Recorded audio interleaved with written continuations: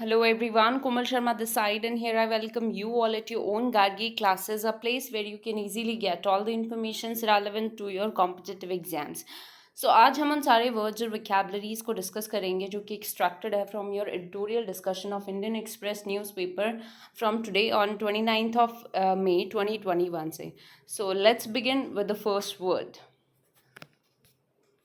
So your first word here is vocation. Vocation which plays the role of a noun in a sentence. ठीक है, noun का role play करता है vocation एक sentence में. इसका मतलब क्या होता है? Strong feeling of suitability for a particular career. जब आपके पास कोई मिशन होता है, कोई पोजीशन होती है, उससे रिलेटेड, आपके गोल से रिलेटेड, आपके फ्यूचर एम से रिलेटेड, जब आप में एक स्ट्रॉन्ग फीलिंग होती है कि हाँ ये जो करियर है, पर्टिकुलर करियर है, वो सूट करेगा फॉर माई करियर, तो उसी को वोकेशन बोला जाता है बेसिकली. तो इसके सिनोनिम्स क्या हो जाएंगे? मिशन, पोजीशन, एम या गोल भी आप इसको बोल सकते हो. And the antonyms are pastime या फिर unemployment. While you do not have any strong feeling और intuition related to the suitability of your particular career. ठीक है, सो ये एंटोनिम्स हो गए. यूसेज आप किस तरीके से करोगे इस वर्ड का? Not all of us have a vocation to be doctors. हम सभी में एक जैसा वोकेशन नहीं होता है to become a doctor. So there we use the word vocation. Here we have a term white elephant serving. White elephant serving, इस term का मतलब क्या होता है? An item which is unwanted but cannot be easily disposed of. मतलब कोई भी हमारे पास कोई एक ऐसी आइटम होता, कोई भी एक ऐसा आइटम जो कि अनवांटेड होता है, उसकी ज़रूरत नहीं होती हमें, बट उसे डिस्पोज भी नहीं किया जा सकता, उसको डंप भी इजीली नहीं किया जा सकता. तो उस अनवांटेड चीज़ को हम हमेशा कैरी करते हैं और उसको ईजिली डिस्पोज नहीं कर पाते.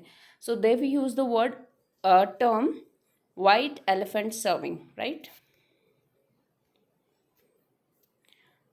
Another word is verge. Verge which is a verb.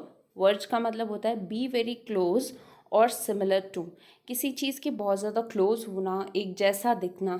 ठीक है, बिल्कुल नियर या अप्रोच आप इसके सिनोनिम्स यूज़ कर सकते हो. ठीक है, तो बिल्कुल पास होना is what we call verge. And the antonyms are far मतलब दूर होना या मिडल में होना. So she was on the verge of crying again, कि वो दोबारा रोना शुरू करने के वर्ज पे ही थी. Verge in the sense near to crying. So they we use the word verge. So another word is ludicrous. Ludicrous जो कि एक एडजेक्टिव का रोल प्ले करता है एक सेंटेंस में. इसका मतलब होता है वेरी सिली, फनी, क्रेजी. ठीक है, या फिर nonsense without having sense.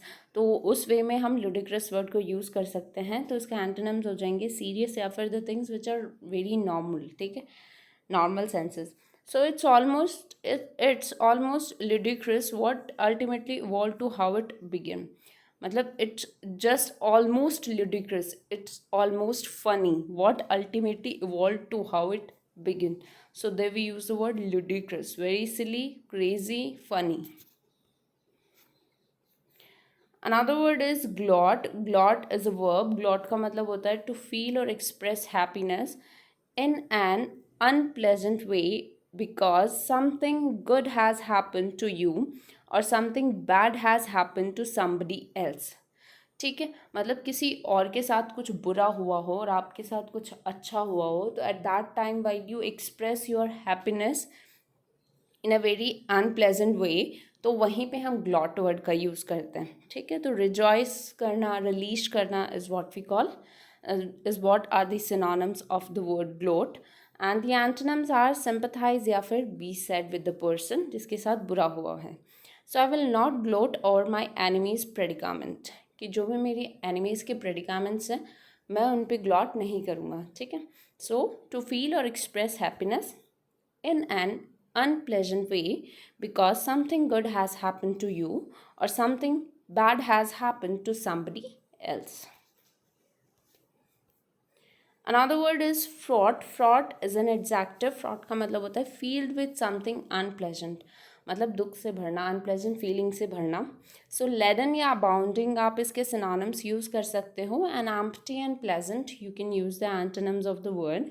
So my council desire to represent that the methods now being adopted are fraught with grave public danger.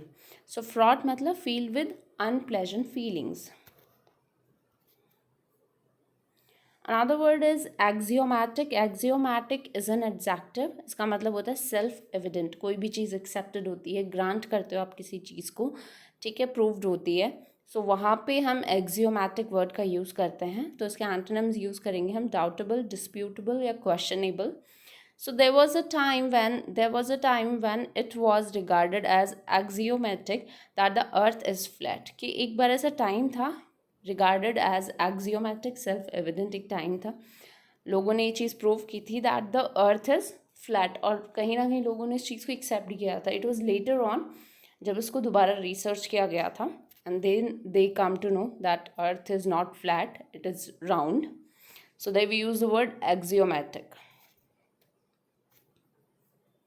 Another word is frown. Frown is a verb. Frown का मतलब होता है to show you are angry, serious, etc. by making lines appear on your forehead above your nose. So क्या होता है frown का मतलब, जब आप बहुत ज़्यादा गुस्से में होते हो, सीरियस होते हो, तो एग्जैक्टली अपने आईब्रोज को नैरो करते हो, तो जो लाइंस बनती है above your nose, उसी को फ्रॉन बोला जाता है, ठीक है. So scowl and glare are the synonyms, and while you smile, so which becomes the antonym of the word frown. So he frowned as he reread the letter. कि वो frown करता है while he reread the letter. So these are the words for today. Thank you so much, and stay continue with Gargi classes. Another thing is कि Telegram channel पे इस particular session का आपको PDF मिल जाएगा. तो channel का link description box में आपको मिलेगा, वहाँ पे क्लिक कीजिए और PDF फाइल गेट कीजिए. Thank you.